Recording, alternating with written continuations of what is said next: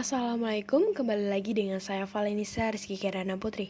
Kali ini saya akan membahas tentang akad jual beli salam dan istisna, kafalah dan wakalah, dan yang terakhir yaitu goror dan maisir. Langsung saja dimulai dari akad jual beli salam dan istisna.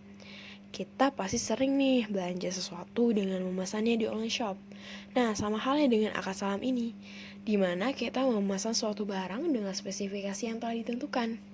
Kemudian barangnya akan diserahkan dalam kurun waktu yang telah ditentukan. Namun di dalam akad salam ini pembayarannya harus dilakukan secara tunai di awal pemesanan. Kemudian akad istisna. Di dalam akad ini pemesanannya itu dalam bentuk manufaktur, ini mana barang itu harus dibuat terlebih dahulu. Dan untuk pembayarannya boleh dilakukan di awal, di tengah, maupun di akhir. Jadi dalam kedua akad ini perbedaannya terdapat pada barang pesanannya dan juga waktu pembayarannya. Selanjutnya yaitu materi tentang kafalah dan wakalah. Akad kafalah ini bisa disebut juga dengan jaminan. Akad ini biasanya terjadi pada kasus utang piutang, yang dimana seseorang yang berutang dijamin oleh penjamin untuk dibantu dalam pelunasan utang tersebut, yang nantinya akan dibayarkan kepada si pemberi utang. Nah, untuk penjaminnya itu sendiri perlu diketahui nih oleh si pemberi utang. Kenapa? Karena karakter setiap orang itu kan berbeda.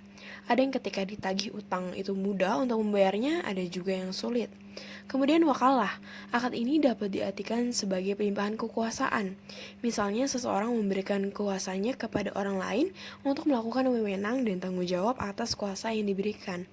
Pelimpahan kuasa ini juga ditentukan berapa lama kuasanya akan diberikan. Dan tentunya si pihak kedua, yaitu seorang yang diberikan kuasa, harus memiliki skill atau pengetahuan di dalam pekerjaannya sesuai dengan kuasa yang telah dilimpahkan kepadanya. Materi yang terakhir yaitu goror dan maisir. Goror dapat diartikan ketidakjelasan atau hal-hal yang bersifat samar. Goror biasa terjadi dalam transaksi jual beli yang tidak diketahui pasti nih akibatnya akan menjadi baik atau sebaliknya. Contohnya saja ketika seseorang membeli bayi kambing yang masih berada di dalam perut induknya. Hal ini kan belum pasti ya, apakah bayinya ketika lahir sehat atau cacat dan apa jenis kelaminnya. Hal ini dapat dikatakan goror karena mengandung ketidakjelasan dalam transaksinya. Kemudian maisir, pasti kita nggak asing kan dengan kata judi. Nah, maisir ini bisa dikatakan seperti itu.